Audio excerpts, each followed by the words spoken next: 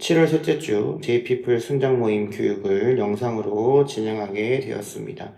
특별히 오늘은 라오스에 가시는 순장님들 대신해서 우리 대리 순장님들 같이 해주고 계신데, 이 순장님들 잘 준비하셔서 순모임이 정말 풍성한 순모임이 되기를 원합니다. 또한 우리 선교팀, 라오스 선교팀에게도 하나님의 은혜와 보호하심이 가득하기를 소망하고 또 기도하겠습니다. 이제 본격적으로 말씀을 보면서 시작할 건데, 오늘은 계시록 10장에 대해서 1절에서 11절까지 본문을 가지고 함께 말씀을 나눠보도록 하겠습니다.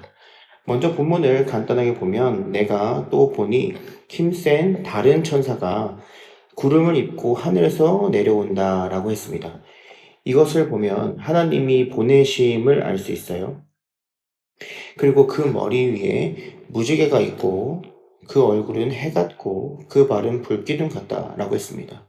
이것은 바로 어린 양 예수 그리스도의 이미지를 보여주고 있는데, 이를 통해서 우리가 알 수 있는 것은 예수의 권위, 예수님께서 이 천사에게, 이 힘센 천사에게 권위를 부여하셨다는 것을 알 수 있습니다. 즉, 예수님의 권위를 가진, 이 심판의 이미지를 가진 힘센 다른 천사가 하늘에서 내려옵니다. 그리고 2절을 보면 그 손에 펴놓인 작은 두루마리가 있어요. 우리가 요한계시록에서 보면 보통 이 두루마리들은 임봉되어 있는 경우가 대부분이죠. 그런데 여기서는 펴놓여 있어요. 근데 그 펴놓인 두루마리를 들고 오른발은 바다를 밟고 왼발은 땅을 밟습니다.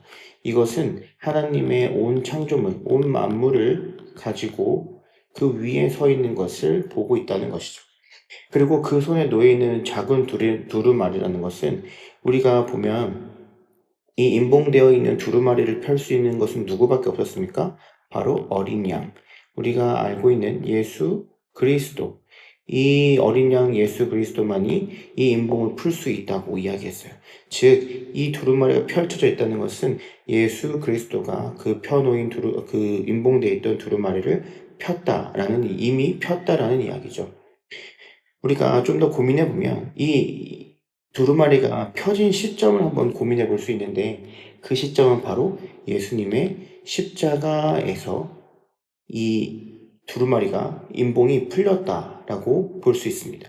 즉, 예수님의 심판, 예수님의 재림의 메시지는 그 십자가에서부터 시작되었다라는 것을, 이미 시작되었다라는 것을 이 펴놓인 두루마리를 통해 우리가 알 수 있습니다. 그리고 사자가 부르짖는 것 같이 큰 소리로 외치니 그가 외칠 때 7 우레가 그 소리를 내어 말하더라. 우리가 7이라고 하는 건 요한계시록에서 하나님의 완전수를 이야기합니다. 완전수. 즉, 하나님의 권위를 받은, 아까 예수의 권위를 받은 힘센 천사의 모습처럼 여기서는 하나님의 권위를 받은 그 7 우레의 큰 소리가 나타났다라는 것이죠. 자, 7 우레가 말을 할 때 내가 기록하려고 하다가 요한이 기록하려고 했는데, 곧 들으니 하늘에서 소리가 나서 말하기를 임봉하고 기록하지 말라 하더라 라고 이야기합니다. 왜 기록하지 말라고 하는지, 왜 임봉하는 것인지, 왜 비밀로 하고 있는지 이따가 뒤에서 더 보도록 하겠습니다. 그리고 내가 본 바다와 땅을 밟고 서 있는 천사가 하늘을 향하여 오른손을 들고 세세토록 살아계시니 곧 하늘과 그 가운데 있는 물건이며 땅과 그 가운데 있는 물건이며 바다와 그 가운데 있는 물건을 창조하신 이, 즉 하나님을 가리켜 맹사하여 이르되 지체하지 아니하겠다 말씀하십니다. 여기서 임봉하고 기록하지 말라라고 하신 것은 지체하지 않기 위해서 기록하지 말라라고 말씀하신 거예요. 왜냐하면 어떤 걸 지체하지 않으시냐?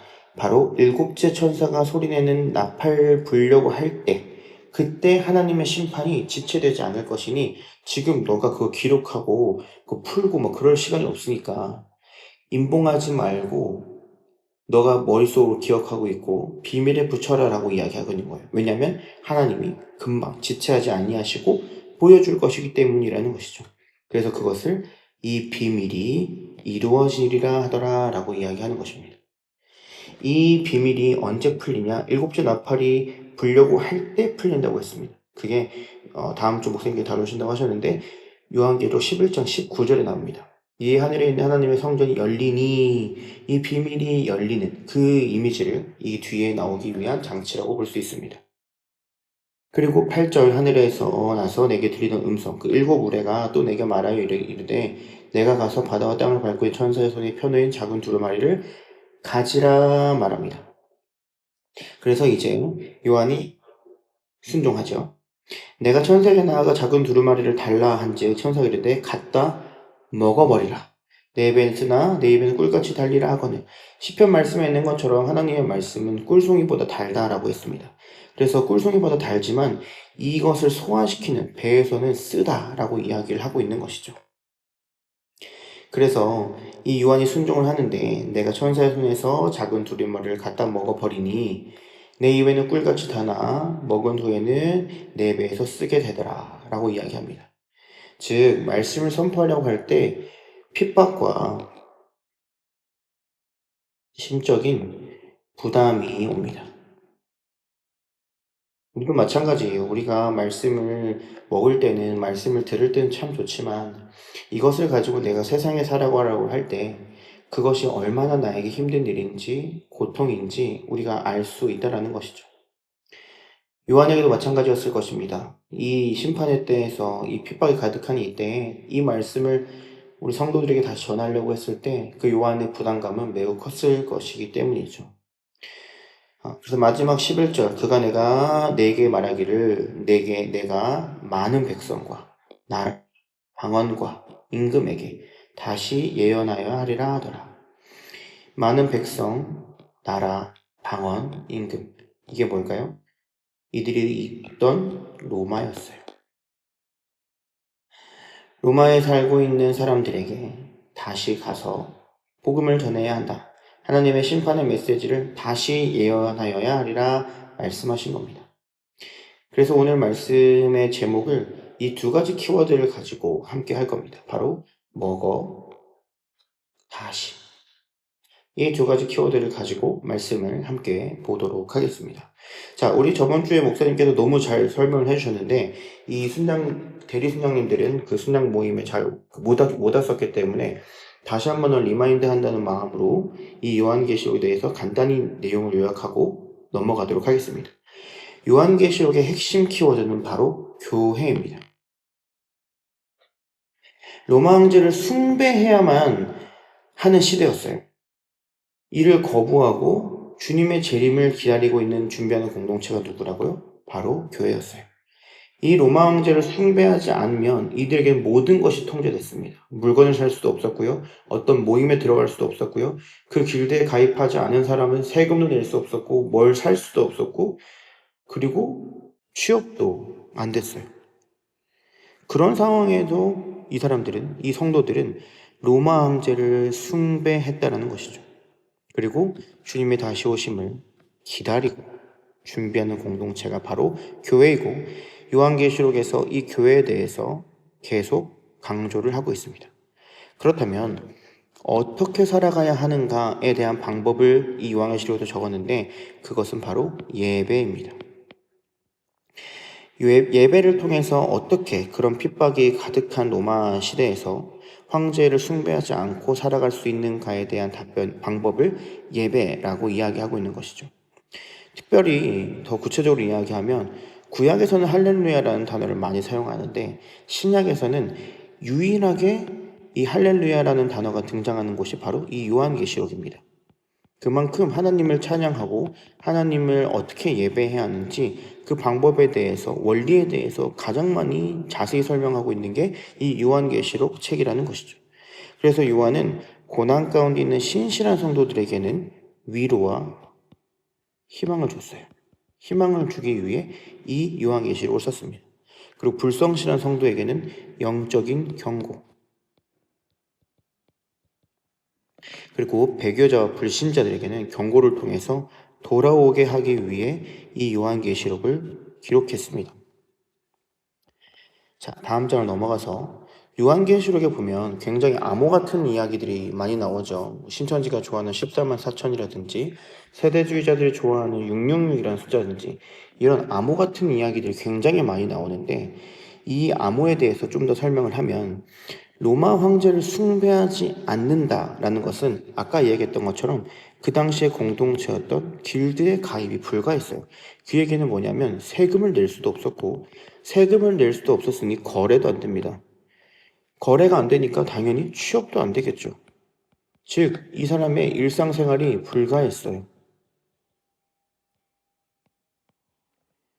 자, 그러면 이런 상황에서 로마 황제에게 절할 법도 한데 섬길 법도 한데 이 사람들은 어디로 가요? 지하교회, 즉 카타콤으로 숨습니다. 지하 12층 되는 그 깊이에 정말 많은 사람들이 숨어서 지냈어요. 뭘 하면서요? 예배를 하면서 버텼습니다. 주님 다시 오실 것을 기대하는 마음으로 버티고 또 버틴 거예요. 자, 그래서 대표적인 암호들이 있는데 이것은 오해죠.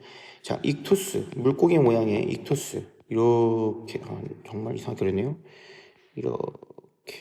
이렇게 생긴, 여기 익투스라고 써져 있는 그 물고기.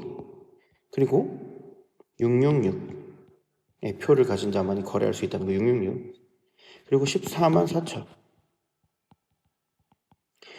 이 내용에 대해서 목사님께서 다음 주에 한 번 더 자세히 설명해 주신다고 하셨는데, 저는 간단하게 이야기를 하면 이 익투스나 666이나 14만 4천은 그 당시 암호였던 거예요. 오늘날 읽은 독자들에게, 성도들에게 이 666이 가리키는 대상이 누구인지, 14만 4천이 누굴 가리키는지, 이 익투스가 우리에게 어떤 의미를 주는지 대상을 정확하게 지목하기 위한 그런 도구가 아니라 666과 14만 4천은 그 당시에 사람들끼리 자신들끼리 했던 소통할 수 있는 은어였어요. 암호였다라는 것이죠. 그런데 오늘날 이 666이 베리칩이라고 말하는 사람, 14만 4천이 하나님의 구별된 정확히 14만 4천을 그 문자 그대로 그 사람들만 할 수 있다는 그런 신천지의 원리는 잘못된 원리라는 거예요. 이것은 그냥 그 당시에 사람들이 차마 말로 꺼낼 수 없었던 암호예요. 이것에 의미를 부여하는 순간, 우리의 삶에서의 의미를 부여하는 순간 이단에 빠지기 쉽습니다. 그래서 우리는 하나님이 주신 그런 영적 원리에 대해서 아까 우리가 그 10장 7절에 보면 비밀이었잖아요. 그리고 아까 우리가 10장 4절에 보면 인봉하고 기록하지 말라 하더라. 즉 하나님이 비밀로 붙여두신 것들에 대해서 우리가 그것을 파고들어서 어떤 그 비밀을 해결하려고 하고 우리 삶에서 정확히 이건 이거다라고 명확히 제시하려는 시도는 우리의 신앙생활에 아무런 도움도 되지 않을 뿐더러 우리를 위험에 빠뜨리게 됩니다. 하나님이 비밀로 가려두신 부분은 하나님의 비밀로 가려두신 이유가 분명히 있고 우리에게 눈을 뜨게 하실 때가 반드시 올 것이기 때문에 우리는 인내하고 그 비밀 안에서 그 믿음으로 하나님의 신실하심을 기대해야 합니다. 우리가 이 요한계시록 암호를 대해야 되는 자세예요. 요한계시록 10장의 위치적 특징이 한번 봅시다. 우리가 저번에 이제 목사님께서 이제 설명을 해주셨는데 요한계시록의 꿀팁이라면서 목사님께서 말씀하신 것 중에 4 플러스 2 플러스 막간 플러스 1, 7 완전수다라고 했어요. 자, 그래서 우리가 여기서 뭘 배울 거냐면 이 막간에 대해서 배울 겁니다. 막간이라는 것은 정말 그 막과 막 사이에 있는 내용이라는 뜻이 바로 이 막간이에요. 우리가 뭐 막간을 이용해서 뭐 이야기하겠습니다. 이런 이야기처럼 삽입구의 역할을 하고 있는 거예요. 즉, 이전의 내용과 앞으로 나올 내용이 중간다리 역할을 하고 있는 게 바로 이 막간이라는 건데, 즉 10장은 막간입니다. 원래대로라면 이 6 나팔 이야기가 나오고 7째 나팔 이야기가 나와야 되는 이 시점에서 갑자기 이 막간이 등장을 한 거예요. 막간은 아까 얘기했던 것처럼 7번째 재앙, 그리고 그 절정으로 가기 위한 역할을 하는 게 바로 이 막간이에요. 자, 우리가 지금까지 계속해서 심판의 메시지를 보았습니다. 그리고 6 나팔이 불리는 그 시기까지 왔는데 이런 심판의 메시지를 성도들이 계속 듣다 보면 우리도 어떨까요? 계속 그런 설교만 듣다 보면 정말 내가 죄인인 것 같고 나는 구원받지 못할 것 같고 그런 두려움에 사로잡힙니다. 그런데 하나님께서 이 막간을 통해서 숨을 고를 수 있는 시간을 주신 거예요. 그래서 이것은 성도에게 하는 말이 아니야. 성도에게 하는 말이 아니라 이것은 성도가 아닌 자들이 받을 심판에 대해서 알려주기 위한 장치예요. 그래서 아까 이야기했던 거 있죠? 요한이 이것을 통해 이야기하고 싶었던 것은 성도들에게는 위로와 희망을, 불신하는 성도에게는 영적인 경고를, 그리고 배교와 불신자에게는 돌아오게 하기 위해서 요한계시록을 기록했다라고 했어요. 그것의 역할이 바로 이 막간이 이야기하고 있는 거예요. 그래서 막간은 7번째 재앙에 가기 위해서 그 절정으로 가기 위한 장치이며, 이것은 심판의 메시지가 성도가 아닌 자들을 위한 것이라 알려주기 위한 장치가 바로 이 막간이다라고 하는 거예요. 자, 10장의 구조를 보면 10장의 구조를 먼저 보면 1절에서 2절까지를 첫 번째 부분으로 볼 수 있는데, 아까 우리가 읽었던 것처럼 펴놓인 작은 두루마리를 누가 들고 있어요? 힘센 다른 천사가 들고 있다고 그랬어요. 자, 그리고 3절에서 7절을 보면 임봉한 하나님의 비밀과 지체하지 않으실 것이다, 곧 7나팔이 불린다라는 것을 알려주고 계신, 곧 비밀이 풀린다라는 것을 알려주시는 부분이 바로 3절에서 7절의 본문입니다. 그리고 마지막 8절에서 11절의 본문은 그 말씀 자체가 되기를 명령하시는데, 그것을 지금 보도록 하겠습니다. 자, 먼저 펼쳐져 있는 작은 두루마리의 모습을 보면 아까 얘기했지만 이전까지 두루마리는 모두 임봉되어진 모습이었어요. 그런데 펼쳐 있는 작은 두루마리를 누가 들고 있어요? 힘센 천사가 들고 있어요. 근데 이 힘센 천사가 누구의 형상이었어요? 예수님의 형상을 보여줍니다. 이는 이 힘센 천사가 예수님이라는 이야기를 하는 것이 아니라 그리스도의 권위를 위임받았다는 거예요. 이 힘센 천사가 그리스도의 권위를 위임받아서 지금 땅과 바다를 밟고 서 있다는 것이죠. 그래서 임봉된 두루마리를 풀 수 있는 존재가 누구라고요? 바로 예수 그리스도예요. 자, 어린 양이 죽으신 십자가에서 이미 시작된 하나님의 구원의 역사예요. 펼쳐 있는 작은 두루마리는 이러한 의미를 가지고 있습니다. 어린 양이 십자가에서 이미 구원의 역사를 시작하셨다 라는 것이 상징적으로 나타나는 것이 바로 이 펼쳐 있는 작은 두루마리입니다. 자, 그러면 7우레의 큰 소리는 뭐냐? 아까도 이야기했지만 7, 하나님의 완전수예요. 자, 그래서 7우레는 지체하지 않으신다 말씀하시는 하나님의 권위 있는 음성이라는 것이죠. 이것도 이 7우레의 소리가 진짜 하나님의 음성이라는 것이 아니라 하나님의 권위 있는 음성을 대신 들려주고 있는 겁니다. 자, 그러면서 나오는 것이 하나님의 비밀이 7절에서 등장하는데, 이 7절에서 등장하는 하나님의 그 비밀이 무엇이냐? 7번째 나팔을 불 때 하나님의 비밀이 열릴 것이다, 이제 임박했다라는 것을 알려주고 있는 것이 바로 이 7우레의 큰 소리입니다.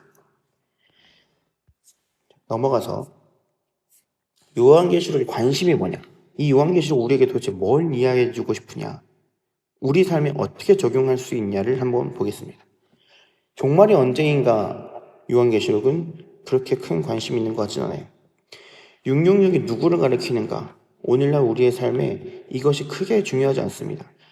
정말 설교 때도 간단히 이야기하겠지만 666을 베리칩, 사탄의 숫자라고 해서 베리칩이라고 이야기하는 사람들이 있는데, 제가 20살일 때 이 종말론에 관심이 있어서 극단주의적인 종말론을 관심 있게 보던 때가 있었어요. 이 666을 그 사람들은 베리칩이라고 이야기를 했었죠. 그때 당시에 스마트폰이 없었어요. 그렇기 때문에 이 베리칩을 맞아야만, 이 칩을 몸에 심은 사람만 거래를 할 수 있다 이야기하는 거죠. 그래서 베리칩이 이제 곧 임박할 것이다, 뭐 이런 루머들이 굉장히 많았어요. 그런데 실제로 몇 년 전에 이 베리칩을 시도하려고 했었어요. 몸에다가 칩을 심는 거죠. 요즘에 뭐 고양이들, 뭐 애완동물에게는 이 칩을 심는 것 같은데, 뭐 등록하기 위해서. 근데 사람에게도 이걸 해서 거래를 편하게 하도록 이 베리칩을 시도하려고 했으나 처절하게 실패해서 이 베리칩 회사가 부도가 났습니다. 왜일까요? 우리의 스마트폰이 있거든요. 그러자 이 베리칩의 음모론을 주장하는 사람들이 굉장히 많이 줄었어요. 저번 주 목사님께서 말씀하셨던 것처럼 14만 4천 신천지의 교리도 처절하게 부서졌습니다. 사람들이 늘어나니까 시험을 봐야 한다는 등 말도 안 되는 정말 우스운 교리들이 굉장히 많이 신천지에 등장하고 있습니다. 자, 그렇다면 요한계시록의 관심은 666이 오늘날 누구를 가리키는지, 14만 4천이 과연 문자적으로 해석을 해야 하는지, 종말이 언제인지에 대해서 관심을 가지고 있지 않아요. 그렇다면 요한계시록을 우리의 삶에 적용하는 법은 무엇이냐? 오늘날 우리가 힘든 현실에 어떻게 적용하여 어떻게 순종할 것인지, 우리가 어떻게 싸워야 하는지, 마지막 때를 살아가고 있는 우리에게 이 요한계시록의 종말의 말씀이 우리가 어떻게 적용할 수 있는지 이야기해 줍니다. 그 유일한 방법이 뭐라고 했죠? 예배였어요. 이 요한계시록의 저자 요한은 이 로마에 살고 있는 로마 황제를 숭배해야 하는 그런 성도들에게 우리가 그것을 이길 수 있는 유일한 방법은 예배다. 예배가 우리가 이것을 헤쳐나갈 수 있는 유일한 방법이다라는 것을 알려주고 있는 것입니다. 자, 그렇기 때문에 오늘 말씀으로 좀 이야기를 해보면, 그렇기 때문에 내 삶에서 우리가 소망을 가지며 예배할 수 있는 방법이 뭐냐? 아까 얘기했던 먹어입니다. 시편에서 아까 말씀했던 것처럼 꿀송이보다 하나님의 말씀을 달다 그랬어요. 그런데 이 꿀송이보다 단 하나님의 말씀을 먹는다는 건 오늘날 풀어보면, 우리의 말로 이야기를 해보면 묵상이라는 단어를 쓸 수 있습니다. 그런데 이 묵상은 우리가 메디테이션, 명상하다라는 그렇게 해석을 해놓는데, 명상으로 해석을 해놓으니까 뭔가 우리가 조용히 하나님의 말씀 앞에 앉아서 그 말씀을 묵상하고 지키고 이렇게 하는 정도로 생각을 하는 경우가 많은데, 이 묵상을 히브리어로 하가라고 이야기합니다. 이 하가의 뜻은 곱씹다, 되새김질하다, 그리고 굶주리다, 이런 뜻을 가지고 있어요. 자, 곱씹다. 계속 말씀을 곱씹어야 된다는 거예요. 읊조리고 곱씹어서 하나님의 말씀이 내게 되게 하는 거. 정말 먹어버리는 것을 이야기하고, 되새기다라는 것은 우리가 소가 되새김질을 하잖아요. 먹고 뱉고 먹고 뱉고 먹고 뱉고, 그것을 계속 반복을 하는 것. 우리가 말씀을 계속 되새겨야 한다는 거예요. 말씀이 진짜 나의 말씀이 되도록, 완전히 흡수될 수 있도록 우리는 되새겨야 한다는 것이죠. 그리고 이 굶주리다라는 말이 굉장히 중요한데, 사단이 성경에서 이렇게 표현합니다. 사단이 우는 사자처럼 우리를 노리고 있다 라고 이야기하는 건, 우는 사자가 왜 우는 사자예요? 왜 그가 으르렁거리고 있습니까? 허기가 져서 너무 배고파서 정말 치열한 그 그르렁 소리인 거예요. 굶주린 소리. 우리는 그렇게 말씀을 묵상해야 한다. 그냥 앉아서 오늘은 이런 말씀이구나, 이게 아니라 이 말씀이 나에게 치열하게, 말씀이 나에게 적용되기 위해서 내가 그것을 먹어야 한다는 겁니다. 그래서 묵상한다는 건 치열한 영적 싸움인 거예요. 우리는 그렇게 말씀을 묵상해야 됩니다. 소화하는 것이 너무 쓰고 힘들지만 그럼에도 치열하게 싸워 말씀 그 자체가 되는 삶, 그게 먹는 거예요. 자, 그렇다면 내 삶에서 소망을 가지며 예배할 수 있는 방법, 다시라고 했어요. 말씀 그 자체가 되어 세상으로 가는 것, 다시 내가 말씀으로 일어나서 세상에 나아가는 것을 이야기하는 것이죠. 이것을 우리는 소명, 그리고 사명이라고 부릅니다. 이게 뭐예요? 이것은 바로 부르심의 증거예요. 하나님이 날 부르셨다는 증거는 말씀 가운데 있고, 그 말씀을 통해 내가 부르심 받았다는 것을 다시 확신하니, 나에게 주신 소명과 사명을 붙들고 우리는 세상으로 가야 된다는 거예요. 아까 우리가 이야기했던 것처럼 11절에 그가 내게 말하기를 많은 백성과 나라와 방언과 임금에게 다시 예언하여야 돼요. 그 사람들에게 가서 다시 예수 그리스도의 말씀을, 하나님의 말씀을 전해야 한다는 것입니다. 그게 바로 우리가 부르심을 받았다는 증거예요. 왜냐? 하나님의 그 일곱 우레가 뭐라 그랬어요? 지체하지 않으신다. 곧 7나팔 분다. 곧 7번째 나팔 불 때 하나님의 심판이 임박했다. 그 절정으로 가고 있음을 지금 요한이 이야기하고 있는 겁니다. 그렇기 때문에 어떻게 한다고요? 다시 세상으로 소명 붙들고 사명 붙들어서 날 부르셨다는 그 뜻을 붙들고 다시 세상으로 가야 됩니다. 어떻게요? 내가 말씀 그 자체가 되어서. 따라서 우리는 지치 않으신다 말씀하신 하나님을 의지하여 삶의 예배를 드려야 한다는 것입니다. 우리는 삶의 예배를 매 순간 드려야 됩니다. 제가 수련회 때 예배 특강에도 이야기했지만 우리가 우리 삶에서 예배와 단절된 삶을 살아가는 것이 아니라 우리가 주일날 드리는 예배를 드림으로써 그거의 연장선으로 우리 삶 속에서도 예배를 드려야 한다는 것이에요. 삶 속에서 하나님이 없는 것이 아니라 내 삶에 언제나 하나님이 나와 함께 하신다는 그 증거가, 그 부르심이 우리를 일으켜 세우고 다시 세상 가운데 나아가게 해야 된다는 거예요. 그래서 우리가 직장 생활을 할 때, 그리고 가족이나 친구와의 관계 속에서, 어른과의 관계 속에서 우리가 예수 그리스도의 모습을 나타낼 수 있는 유일한 방법은 삶의 예배를 드리는 것입니다. 우리의 모든 모습 속에서, 우리의 모든 삶의 향기에서 예수 그리스도의 향기가 가득하기를 원합니다. GBS 나눔 보면 좋겠습니다. 모임을 여는 질문에 지금 예수님이 오신다면 나는 내 삶을 어떻게 평가할 수 있을까요? 무거운 질문이지만 우리 지체들과 잘 나눠봤으면 좋겠습니다. 자, 말씀을 먹는다는 것은 무슨 의미인가요? 말씀을 먹음으로써 내가 말씀 그 자체가 되는 삶을 말합니다. 그것은 먹을 때 달콤하지만 내 입으로 다시 내뱉는 때는 쓴 하나님의 말씀입니다. 그렇기 때문에 우리는 어떻게 해야 된다고요?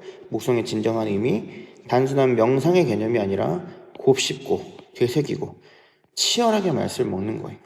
정말 우는 사자가 정말 간절히 그 음식을 바라는 것처럼, 그리고 그 음식이 주어졌을 때 그 누구보다 치열하게 먹는 그 모습처럼 우리는 말씀을 그렇게 먹어야 된다는 거예요. 요즘 나의 말씀은 꿀송이처럼 달콤한가요? 그리고 혹시 있다면 그 지체들에게 어떤 말씀이 나에게 꿀송이처럼 단지 한번 나눠봤으면 좋겠습니다. 자, 오늘 본문에서 다시의 의미는 무엇인가요? 했습니다. 내가 말씀 그 자체가 돼요. 어떻게? 치열하게 말씀을 먹어서 말씀 그 자체가 돼서 다시 세상으로 나가 예배자의 삶을 사는 것을 말합니다. 이것이 뭐라고요? 삶의 예배. 우리는 삶 속에서도 예배자로 부르심을 받았습니다. 자, 우리는 어떻게 다시 예배할 수 있나요? 우리가 이제 벌써 수련회가 끝난 지 이제 2주가 됐는데, 우리가 이제 수련회를 할 때는 너무 좋았는데, 그게 그거예요. 우리가 수련회를 통해서 말씀을 먹었을 때는 너무 행복하고 너무 기쁜데, 이 말씀을 가지고 다시 일어나서 세상에 살아가다 보면, 이 말씀을 소화시키는 내 속이 아닐 때가 너무 많아요. 너무 쓰다는 거죠. 자, 그런데 그럼에도 불구하고 우리가 어떻게 다시 예배할 수 있나요? 하나님이 지체하지 않으신다고 말씀하셨어요. 하나님이 지체 않으신다고 말씀하셨기 때문에 마지막 때가 나에게 소망으로 다가오기 때문이에요. 마지막 때가 나에게 절망이 아니라 나에게 소망이 되기 때문에 우리는 다시 예배할 수 있는 것입니다. 우리는 그렇게 살아가야 됩니다. 자, 그래서 나눈 질문 2는 말씀으로 실천하려고 했을 때 어려웠던 상황을 나눠봅시다. 이렇게 적어놨는데 여러분들이 이제 수련회 끝나고 그 뒷이야기들에 대해서 함께 나눠봤으면 좋겠습니다. 그리고 지금 나에게 하나님이 다시 하라고 한 가지, 내가 한 주간 살아갈 때 어떻게 내가 하나님 앞에 살아가야 하는지, 내가 하나님 앞에서 어떤 모습으로 살아가야 하길 원하시는지 결단하는 내용을 함께 나눠봤으면 좋겠습니다. 여기 읽고 마치겠습니다. 말씀은 우리에게 달콤함을 줍니다. 그 때로는 쓰디쓴 현실과 마주합니다. 그러나 말씀을 끝까지 먹고 되새기고 삶으로 살아낼 때 하나님 우리를 다시 사명의 자리로 부르십니다.